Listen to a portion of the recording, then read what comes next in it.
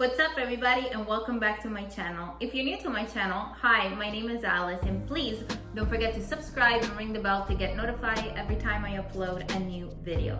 If you're not new, welcome back to my channel. So for today's recipe, I decided to share with you one of my favorite pasta dish. As you guys know, I love pasta. I'm Italian. I grew up eating pasta every single day. And today I decided to share with you how to make bucatini alla matriciana. Yes, you heard it right. We're gonna make amatriciana sauce today. So a little bit of story about Amatriciana. It comes from Amatrice, which is a town near Rome. And usually it's made with the guanciale, which is the cured cheek of the pig.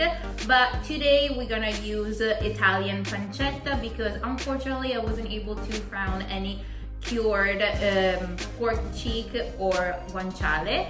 But if you were able to find that, just you can use that as well. So let's get to the ingredients. For this recipe, it's very simple. You're only gonna need a few ingredients. So first, you're gonna need your pancetta, or if you cannot find pancetta, you can use bacon, or like I said, like the traditional one has guanciale, which is even better. Then you're gonna need tomato paste, onion, like finely chopped onion, pepper, salt, a little bit of chili. If you don't like spicy food, you can avoid to put this one, but I like a little bit of kick in my tomato sauce. And then we're gonna use our strained tomato and some extra virgin olive oil. And of course, for noodles, we're gonna use bucatini, which is a thicker spaghetti that has a hole in the middle. And it's very traditional to make amatriciana with this type of noodle. But you can also use penne or rigatoni. It also goes really, really well with this dish, or the most common one, spaghetti. So let's move to the stove and see how we're gonna make this wonderful and delicious sauce. So here we are on the stove. First things you're gonna do, you're gonna put your pan on the burner and turn it on high. And you're gonna add 3 to 4 tablespoons of olive oil, extra virgin olive oil. Then you're gonna add your onion and your pancetta. Here I decide to slice my pancetta julienne, which is a thin slice, but you can also do cubes or like a thicker julienne, whatever you like. But I like it like this because it gets nice and crispy. And also you're gonna add a little bit of the chili pepper. And you're gonna cook your pancetta and onions on high heat for about 4 to 5 minutes or until nice and golden.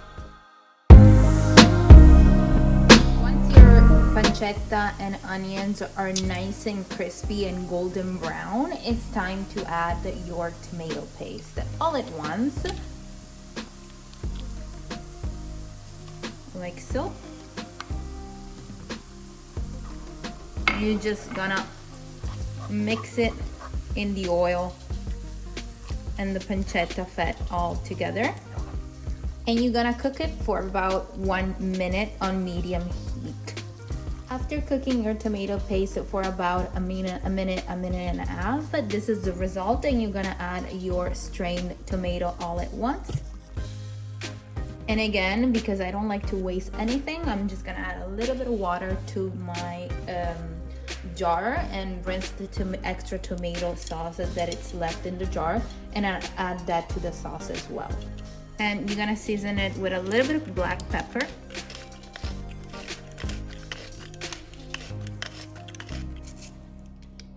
and a little bit of salt.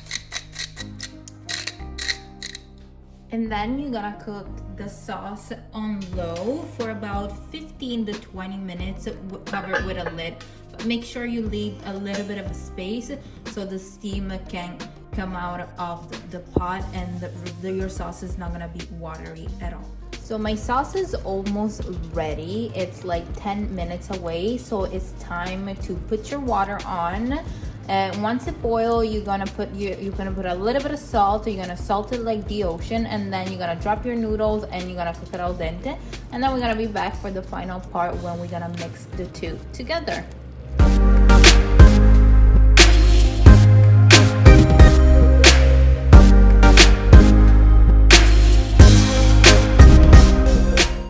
Alright, you guys, we finally made it. It didn't take really long to cook the sauce. I cooked my sauce for about like 15 to 20 minutes, and when it was like 10 minutes left from the sauce to cooking, I put my water on. I salt the water like the ocean, but don't go too crazy because we have bacon or pancetta, which is already salty. You don't want to add too much salt. Then I boil my noodles, my bucatini. Usually I can tell when the pasta is al dente, and also I'm very weird. I like my pasta very, very al dente, not like normal people. I'm a little abnormal. That's what always my mom say, that I eat my pasta that is completely raw sometimes.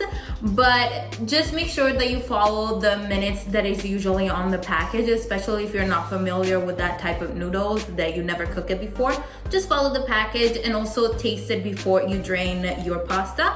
And then I mix it with a little bit of sauce. And I like to add a little bit of Parmigiano when I mix my pasta. I don't know, it makes it taste a little better.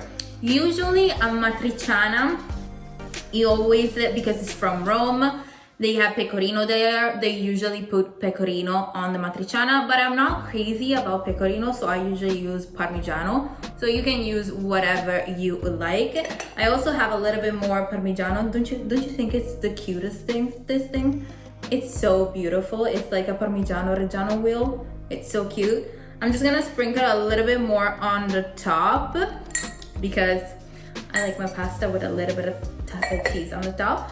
And also, as always, you guys probably gonna think that I'm an alcoholic, but I usually only drink when I'm with people. I'm not an alcoholic, but I usually like to pair matriciana with a rosé or a red wine. I'm not crazy about red wine, but I feel like with a red sauce or with pancetta, it goes really well. But tonight I'm gonna have a little bit of rosé. So cheers to you guys.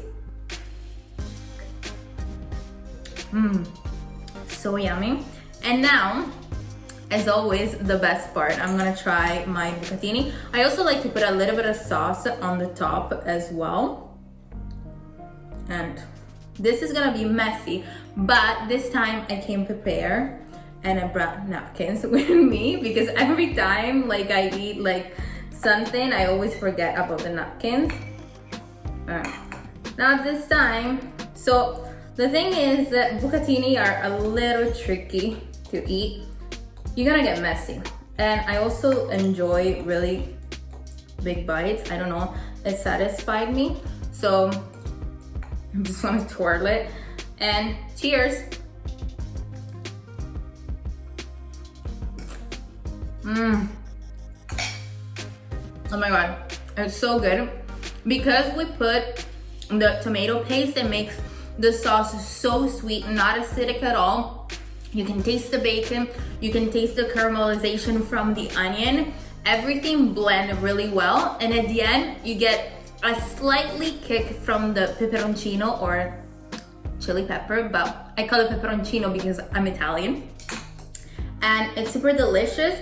I don't like my sauce when it's watery. I like a really thick sauce, not watery at all. As you can see, it's not watery at all. It's really delicious.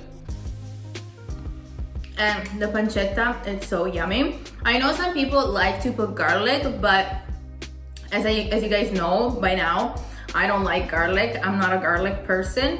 And also, the recipe doesn't call for garlic. And some people might say also that doesn't call for onions as well. But I like the onion with the pancetta. I don't know. I think it goes well together. I'm gonna stop myself because this is so good. And make sure you make this recipe.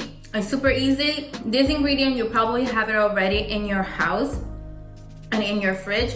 Super delicious, very quick. And that's it. I don't have anything else to say. I hope you enjoyed spending time with me. And until next time, I'll see you soon, my beautiful people. Bye. Love you.